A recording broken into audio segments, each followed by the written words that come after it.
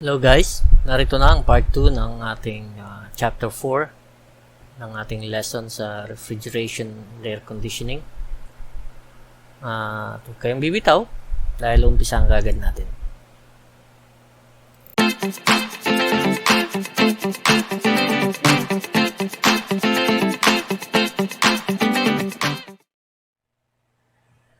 Okay. Dito naman tayo sa compressor. Ito yung compressor, no? Yung asul, malamig yan. Yung pula, mainit yan. Okay. Ang compressor ang isa sa dalawang division points sa pagitan ng low at high pressure.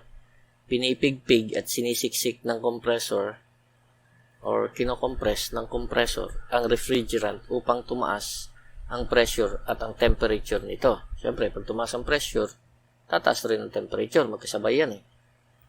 Hanggang sa maabot nito ang saturation point na mas mataas sa temperature ng ambient sa labas ng building. Okay. Alala nyo yung, remember the pressure cooker, yung napag-aralan natin nakaraan. So, ganun yun. Papasok dito, low pressure vapor, malamig siya, tapos, pag pumasok siya rito, i-compress siya hanggang sa nasiksik na siya ng gusto, bubukas ito, lalabas dito yon. High pressure na siya at high temperature na. Kaya mainit yung tubo na to. Yung discharge line na to, mainit. Samantalang yung suction line ay malamig. Okay? Okay, dito naman tayo sa suction phase para lubusan natin maintindihan ang galaw ng compressor. Suction phase, bababa yung piston, ano? Sa pagbaba ng piston, nahihila nito ang suction valve reed, kaya papasok ang malamig na vapor sa cylinder. Habang nangyayari ito, nakasara naman ang discharge reed. Ito yan. Ito yung suction line, ito yung malamig na vapor. Pagbaba ng piston, lilikhayan ng vacuum. Dito, hihigupin niya yung reed na to. Bubukas siya. Kaya makapapasok yung vapor. Sa panahong ito, ng pagpasok ng vapor, nakasara naman yung discharge reed. Nakasara yan. Ngayon, habang tumataas naman yan later on, pagka kinocompress na niya, hindi pa rin yan kagad-agad magbubukas. Kasi kinakailangan muna niyang makompress ng gusto yan. Pag malapit na siya rito sa taas, saka pa lang yan bubukas. So, ganun ang function nito. Pagpababa ng piston, hihigop ng bagong malamig na hangin. Pagtaas naman niya, ayun, mainit naman yon. So, napaka-importante nitong malamig nito, no? Kaya halos 90% ng compressor ay malamig na vapor ang nandiyan para hindi masyadong uminit yung compressor. Bagaman mainit yung hipo natin dito sa taas, dapat alam natin na malamig yung paligid ng piston at saka ng wiring niya, ng winding. Okay. Okay. So, narito tayo sa compression stroke. Compression stroke, tinatawag din itong upstroke. Sa upstroke, pataas na buwelo niya. Sa stroke na ito, sinasarado ng pressure ang suction valve reed. Ito, suction valve reed. Ang discharge valve reed naman ay bubukas kapag malapit na sa tuktok ang piston. Ito. Yan. At nalampasan na nito ang pressure ng gas na nasa condenser. So, pag angat niya, magkakaroon ng pressure dito, itutulak niya pataas to. Nakaraang slide, nakabukas to, pero ngayon, pataas na siya. May tutulak niyang pasara ito. Ito naman, hindi kaagad yan magbubukas. Sabi rito, the discharge valve reed opens at the top of the stroke. Pag halos nandito na yung piston. When the cylinder pressure overcomes condenser pressure. Kapag nalampasan na nito ang pressure ng gas na nasa condenser, siyempre, may pressure yung gas na nasa condenser at bumabalik yun dito. Sinasara nun ito. hanggat malakas yung pressure na yon na galing doon sa sa condenser, nakasara pa rin yan kahit pataas na ito. Pagka tumaas na yung pressure dito, mas mataas pa kaysa sa condenser, wala nang magagawa yung reed na yan kundi magbukas at dadaloy na yung na-compress na vapor dito papunta sa condenser ulit. So ganun ang trabaho ng compressor sa compression stroke. Okay, so hot gas discharge line naman tayo. Ang hot gas discharge line ay maaaring gawa sa tanso o kaya ay bakal. Na makikita nyo itong kalimitang bakal ay sa ref. Mabakal yung discharge line mula sa kompresor. At idinudugtong nito ang kompresor sa condenser inlet. Nagdadala ito ng gas na may napakataas na superheat, mataas na temperature at mataas na pressure. Ang linyang ito, ang compressor at ang condenser ay karaniwan ng nasa labas at tinatawag itong condensing unit. So, ayan. So, ito yung compressor, yung nakakabit na tubo dyan, hanggang doon sa papasok ng condenser, yan ang hot gas discharge line mo. O sa mas simpleng tawag ay discharge line. Yan. At papasok yan dito sa condenser. Kalimitan na o karaniwan na talaga ang pasok niyan sa ibabaw ng condenser, hindi sa ilalim kasi mag-iipon yan ng liquid ng condenser may hirapan yan pagka ang pasok sa ilalim. Mag-iipon siya ng tubig pa ibabaw. Pakahirap nun. So nasa ibabaw talaga ang pasok niyan. Yan. So, ito yung makikita ninyo sa labas ng bahay. So, kung maglilinis kayo ng aircon, halimbawa, itatanong ninyo, ano po ba nasan po ba yung inyong condensing unit? Sasabihin nila, nandun sa labas, sa garahe, o andun sa kusina, o andito sa malapit sa bintana, sa balkonahe. Ganon. Yun yung itatanong ninyo kasi yun yung lilinisan ninyo kasama sa evaporator. Okay. Okay. Dito naman tayo sa condenser. Ayan ang condenser. Gumagamit ang condenser ng ambient air, kalimitan na sa tulong ng fan para alisin ang init mula sa condenser at sa refrigerant gas. Ang pagtatanggal ng init sa mataas na pressure ay nagpapangyari mag-condense ang refrigerant pabalik sa pagiging liquid upang magamit muli. Ang condition ng refrigerant ay high pressure or high temperature, high pressure, saturated. Ayan. So, pagpasok niya dyan, high pressure siya, high temperature, saturated. At dahil saturated siya, pag natanggalan siya ng init, magbabago na yung anyo na siya. Hindi sa pagiging aswang, kundi magbabalik siya sa pagiging liquid. Yan. So, yan yung nangyayari dyan sa loob. Ambient air in, sa tulong ng fan, kalimitan na, ay bubuga dito palabas ng fan, yung ambient air. Tapos, paglabas dito, tangay na yung init. Init ng at least ilang degreeng init ang matatangay niyan para pagbaba ng vapor dito, magiging liquid na siya. Magiging patak na siyang sa dito, purong-purong liquid na yan.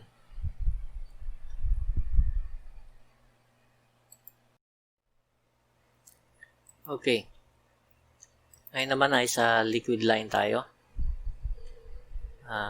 Ang liquid line ay gawa sa tansong tubo at idinudugtong nito ang labasan ng condenser sa pasukan ng refrigerant control valve.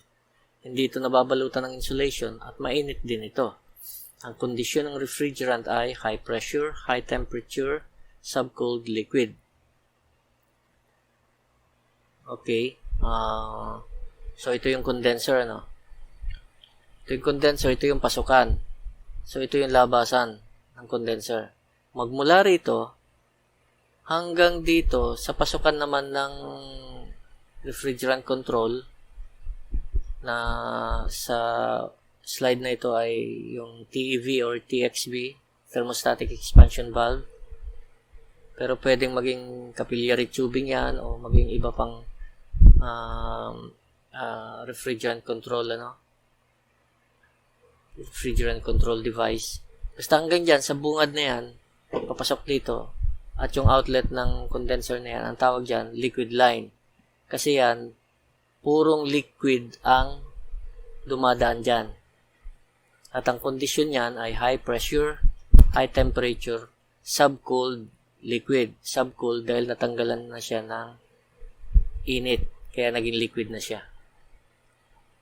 Okay, next slide. Okay, so dito naman tayo sa refrigerant control valve. May maraming uri ng refrigerant control na mapagpipilian at lahat ng ito ay kumokontrol sa pagdaloy ng tamang dami ng liquid refrigerant papasok ng evaporator. So ito yung liquid refrigerant, ito yung control niya, thermostatic expansion valve. Pagpasok niya diyan, kinokontrol niya yan. Tamang dami lang ang makalabas diyan. Ito naman na yung kumokontrol. Pag na-sense nito na napakataas pa ng superheat, bubuksan niya yun. Ayan, para makadalo yan. Ito ang isa pa sa dalawang parte ng system na naghihiwalay sa high at low pressure. Yung isa pa, yung compressor na nabanggit kanina, pag-aralan. So, ito yung high pressure, ito na may low pressure. So, ito yung division point. So, dalawang division points sa system para sa high pressure at low pressure. Compressor at saka ito. Yan. Ang pagkontrol sa dami ng refrigerant ay nakadepende sa dami ng superheat na dapat matangay ng evaporator at maipasa sa refrigerant. Karaniwan ang nasa 10 degrees. At least 10 degrees. Ayan. Kaya nang sabi ko kanina, sinesense niyan, kung masyado pang mataas yung superheat, bubuksan niya yun at i-regulate niya yung dami na dapat na dumaloy dyan ng refrigerant. Kasi dapat, pagdating dito, vapor na lahat yan. Bagaman may konting refrigerant pa doon, may konting liquid pa. Pagdating dito, dapat vapor na yan. Pag kumaunti na yung superheat, ibig sabihin, hindi na masyadong kumulo yung liquid mo. Pati dito, medyo liquid na rin yan. So, hindi na siya nakatangay ng superheat. Kasi liquid na siya, hindi siya kumulo. So, masisense to ng sensing valve, isasara niya ngayon yon para kumulo ulit yung refrigerant dito. Saktong dami lang ang lumabas. So, ganun ang trabaho niyan.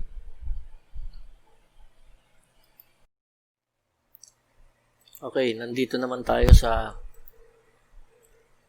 complete refrigeration cycle. So, this is the complete refrigeration cycle showing all 7 basic components. The dashed line indicates the 2 division points between low and high pressure. So, ito, natatandaan nyo yung 7 basic components na kinakailangan. Lahat yung 7 na yan makikita sa isang system para siya gumana. Ang una ay compressor.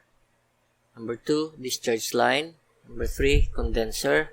Number 4, liquid line. Number 5, metering device o yung refrigerant control device. Number 6, evaporator. Number 7, suction line. At nahihiwalay yan sa high at low side. Ito yung division point niya. Yan. Mula sa compressor, may division siya na high and low. Ito yung high. Pagdating doon sa metering device, refrigerant control, hanggang dyan lang yung high niya. Yung kabila naman ay low side naman. Mula evaporator, hanggang suction line, hanggang sa halos lahat ng compressor ay low side. Ang nahiwalay lang ay yung compression chamber. Yun ang high side. So, ayan. Ito, pero ito lang, dito banda, ang nasa loob ng building.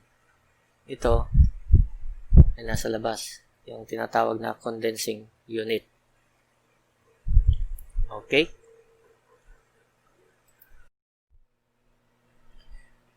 Okay, so nandito na tayo sa chapter test. Which system component contains the described refrigerant conditions? Be sure to get the correct answer because the water is getting deeper. Okay. So may seryoso na daw ang ating pag-aaral kaya dapat alam na alam ninyo ito.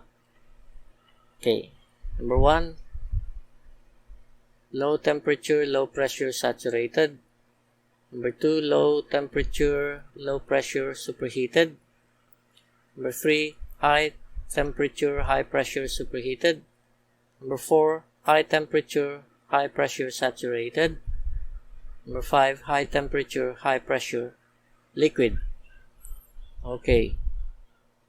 Tandaan nyo, may high at low side yan. Kaya, doon lang kayo pipili kung sa tanong. Kung high, sa high din kayo kukuha ng sagot. Sa low, low din kayo kukuha ng sagot. Okay, so ito na, answers to chapter quiz.